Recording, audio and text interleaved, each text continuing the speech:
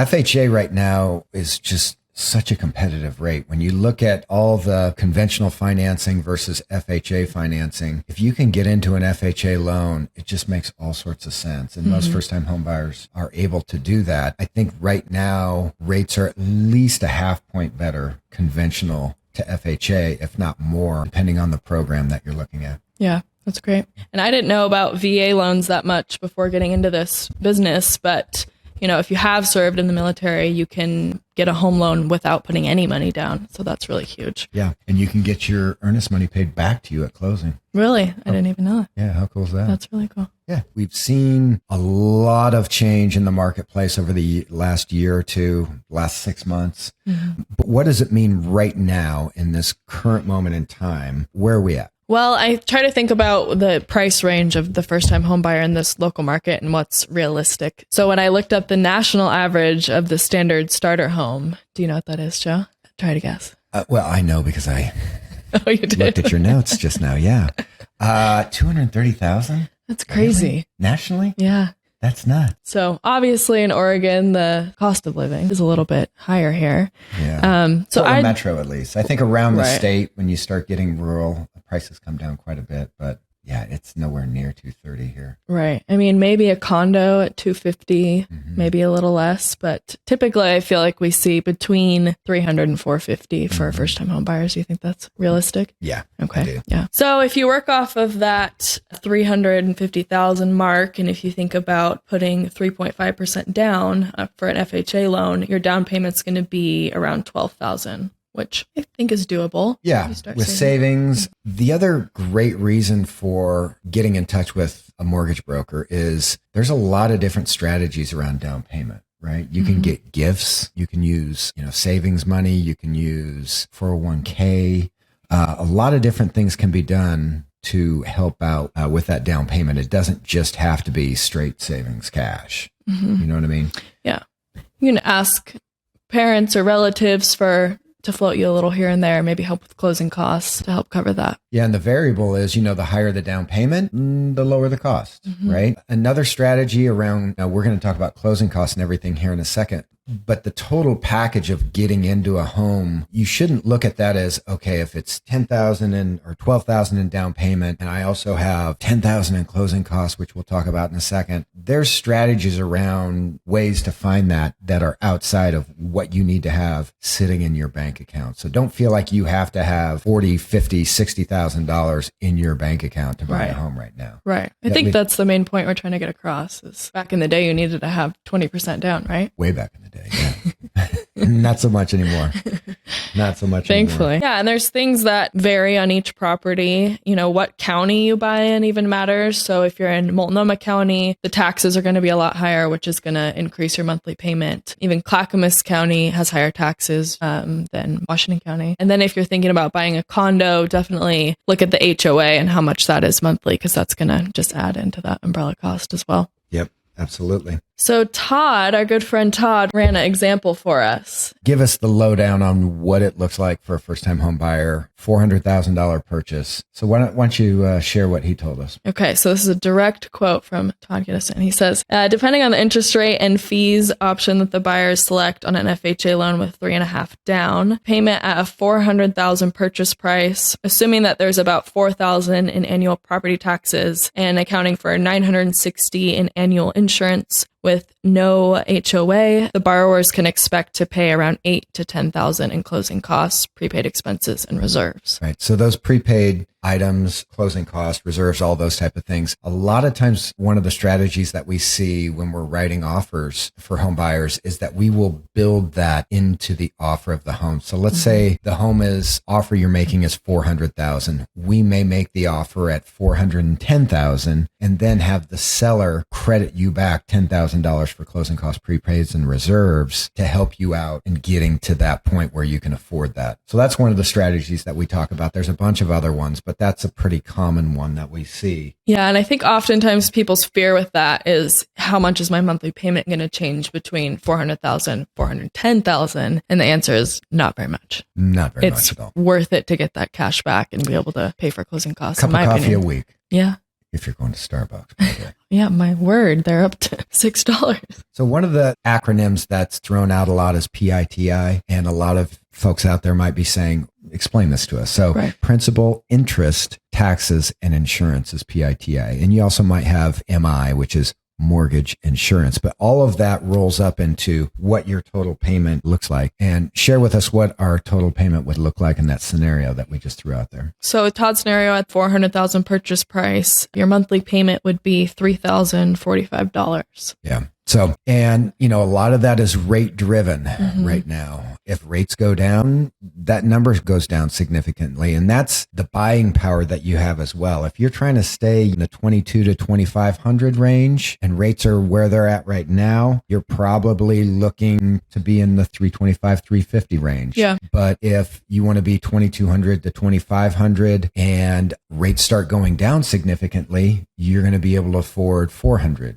Maybe even 450,000. So that's why watching the rates a little bit, and you don't have to be rate driven. There's different strategies, different things to do, but that's how much it is impacted right now. And that's why you see our current marketplace and some of the situation that it is because there's such low inventory, sure. But also the rates have really affected the affordability of a lot of people in that 400 to 600 price range. Yeah, it has. The other thing is too, the FHA loans, they have an insurance built into it monthly that you have to pay for. So you can't get around not paying for the insurance on that loan. And after, I think it's 2 years or so, you can refinance out of that FHA loan into a conventional loan and drop that. I think it can be upwards of $300 a month. So that can really change your monthly payment too.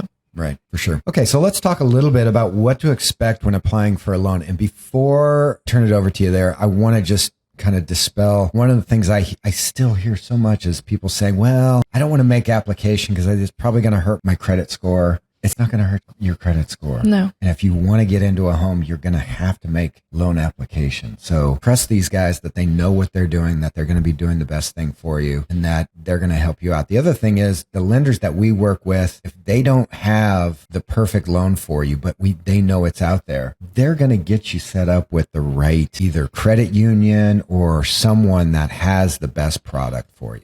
Right. And that's what you really want to look for is who's going to help me find the best product, whether it's with them or someone else. And the other thing is it's not all about rate. Rocket Mortgage, all those guys on the internet, sure, they're going to have better rates, but it comes with, the fine print of looking at why they can offer that, right? The rates that you're going to see locally with real live human beings, those are the same rates. They just have to include the APR and a lot of those other things, right? That Rocket doesn't include in their numbers that they shoot out on the internet and on TV. So be wary of online companies like that because a lot of times they're not giving you all the fees that are involved. So that's my little 2 cents on that. I hate seeing people move to some of the online mortgage brokers when they're working with great people just because they think that they're going to go get a rate that's a half a point better or something like that because online and it's cheaper and all that. It's not cheaper. No. There's always hidden fees and it likely come at the end when you've already extended yourself financially.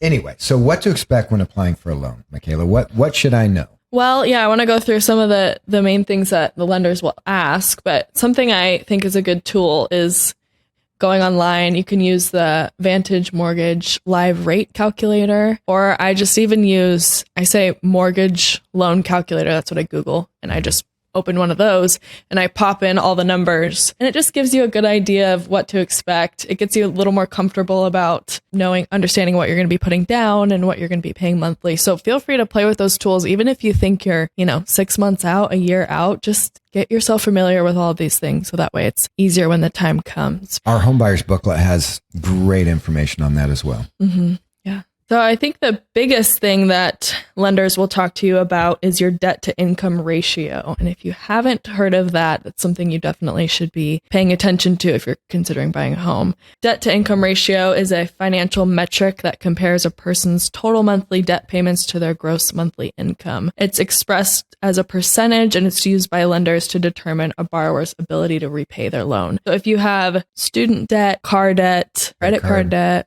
whatever it may be, that's accounted for when you're getting qualified. I don't think a lot of people know about that. Yeah, typically when we have people go make application, that's one of the things that they come back with. If they're not able to get qualified and approved for a loan, typically it's debt to income ratio that needs to get taken care of. And that's where just paying off debt where you can is a huge help, because you have to be below that 30% number, ideally 25%. Right. And we recommend too, if you're, again, thinking about buying soon, don't go buy a new car. Don't rack up your credit card debt. Hold off if you can. I had to wait to buy a new car for a couple of years until I knew that we could get a home loan. And then I finally got to do it after. And it wasn't the greatest thing ever. I drove an old car for a long time, but hey, I got to get a house sooner. And that was what was important to me. And then I think a lot of people get worried about the student loans, especially just coming out of college. A lot of first-time home buyers they still have a lot of student debt, and they calculate 1% of your outstanding balance for your student debt. So hopefully that can be a little more comforting, but they definitely take into account what you're paying for monthly. So that's all calculated. Yeah. And there's different loan programs treat student loan differently. So that's another great reason why you should be talking to your mortgage broker about your personal situation. And there's a lot of different ways to move money around, move debt around. A lot of different really creative things you can do. The bottom line is, if you do have debt, it's best to pay that off and get that down as quickly as possible when you're looking at buying a home. Yeah, absolutely. So let's talk about total cost. How much is it going to cost me if I want to buy a home? I know there's more to it than just down payment and closing costs and all that. Let's talk about the rest of the costs involved. Right. So obviously the biggest expense is going to be that down payment. If you're looking at places on Zillow online, that's great. Just punch that purchase price into your calculator and times it by 0.035%. That's going to be your estimated down payment for that property.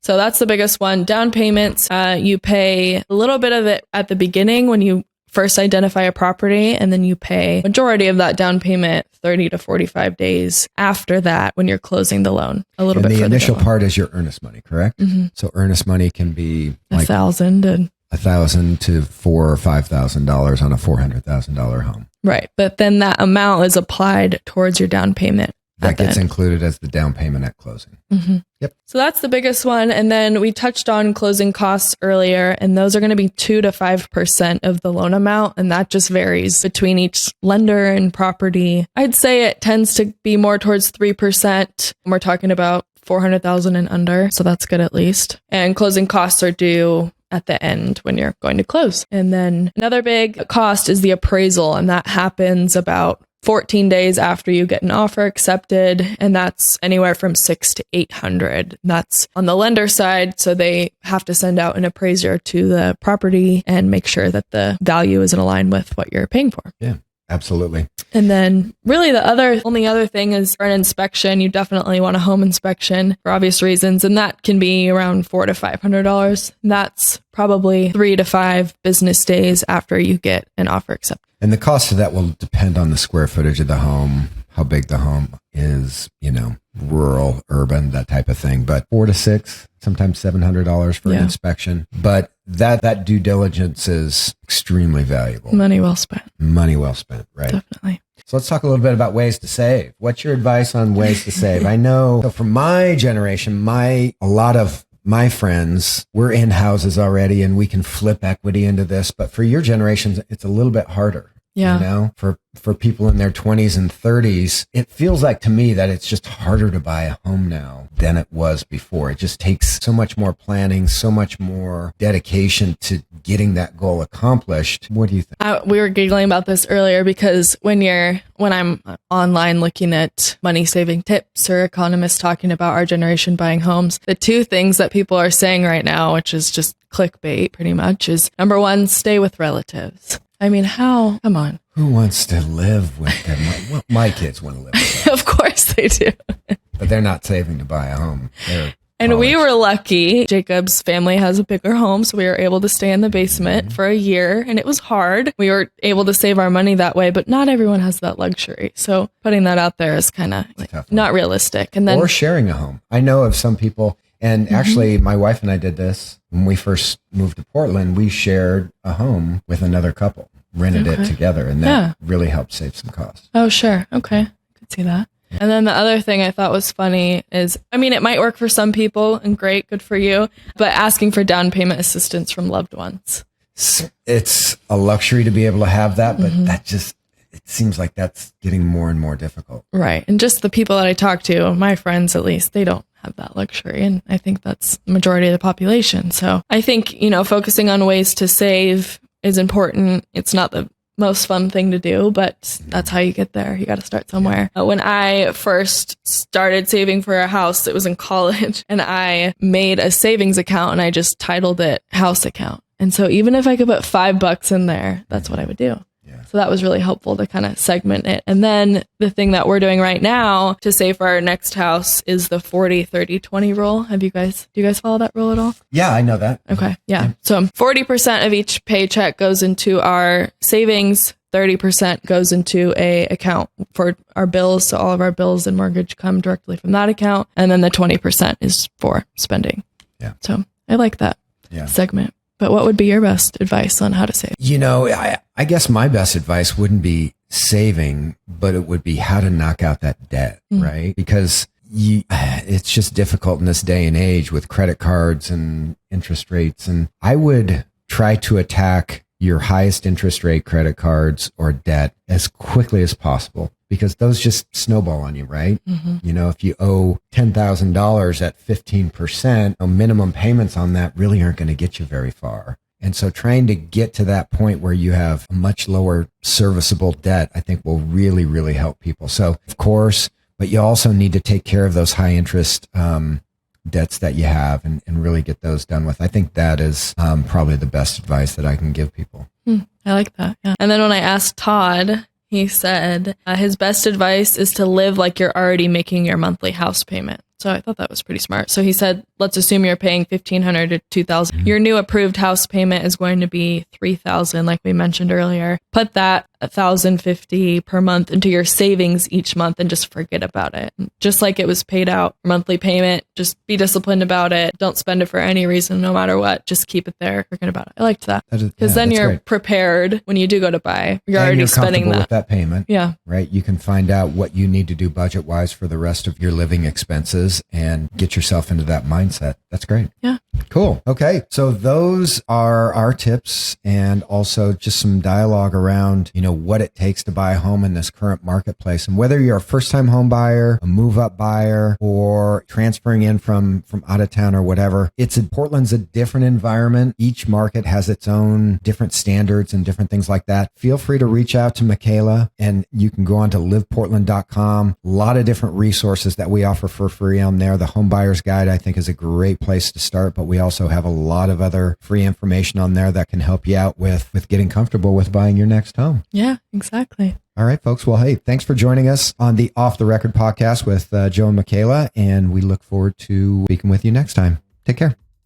Thanks for joining us today. If you're interested in finding out more about Joe, myself, or the Live Portland team, you can go to liveportland.com. Thanks for giving us a listen, and see you next time on the Off the Record podcast.